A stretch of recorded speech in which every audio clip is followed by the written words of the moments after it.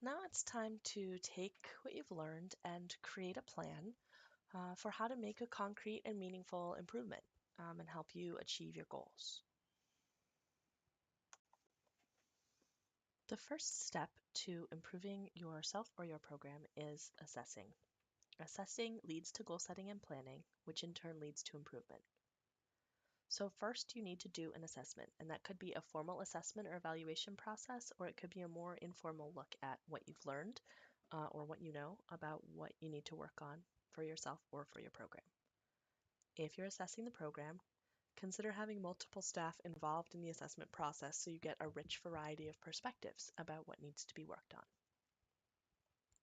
Any assessment is only as good as the boldness and the fearlessness of the person or people doing the assessment. So make sure that you are willing to look long and hard at what areas you would most benefit from improvement in and admit to those areas so that you can make improvements.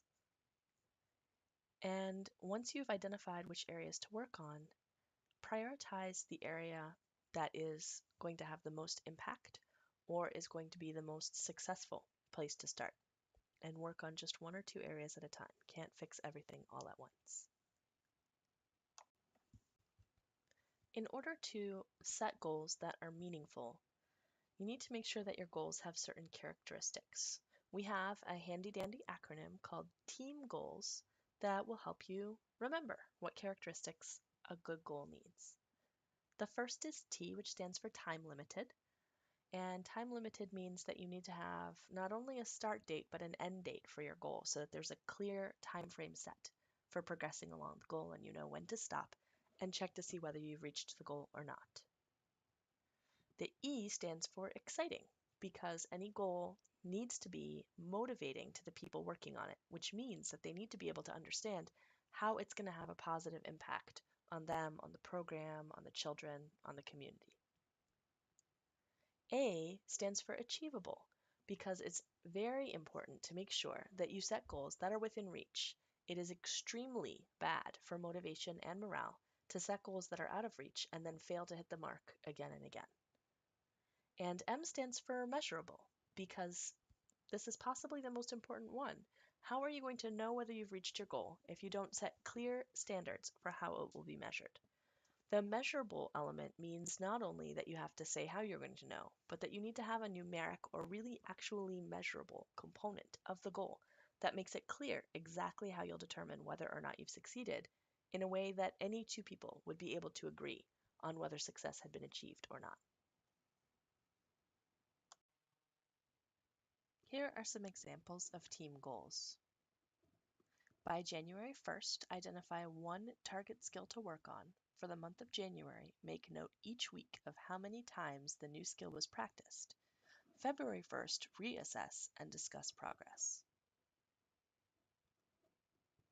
Improve score on self-assessment by 5 items in 1 year. Create and distribute a flyer that tells families about the new quality initiative in our program. Include the flyer in the June mailing. For each of these goals, you can easily identify the team elements. You can see the time frame written right into the goal. You can understand how it would be exciting or motivating for staff.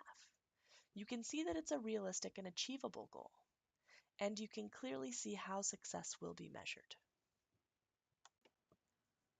Now that you've set a goal, it's time to take a step back and look at the entire work plan process. The first step, as we discussed, is to assess or evaluate. And the second step is to set your team goal. The third step then is to break that goal down into individual steps that are needed to reach the final goal. And then you need to assign someone to be in charge of implementation. And this is actually sort of a two-pronged thing because you need someone to be in charge of the overall plan from start to finish. And then sometimes you'll need individual people to be in charge of certain steps. And they may be different than the person who's in charge of the entire overall plan. Once you have an idea of what roles will be played by whom, the next thing to do is figure out what resources are needed for each step. Resources might include a specialist or specialized information, equipment, materials, supplies, funding, or even time. Then you set your timetable. Thinking about your start and end dates that are in your goal, you're going to determine benchmark dates for each step. Then you implement and celebrate, and then you reassess and reevaluate and start with a new goal.